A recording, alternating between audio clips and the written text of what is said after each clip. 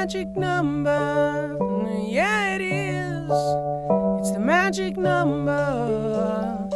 Somewhere in that ancient mystic trinity, you'll get 3. It's the magic number.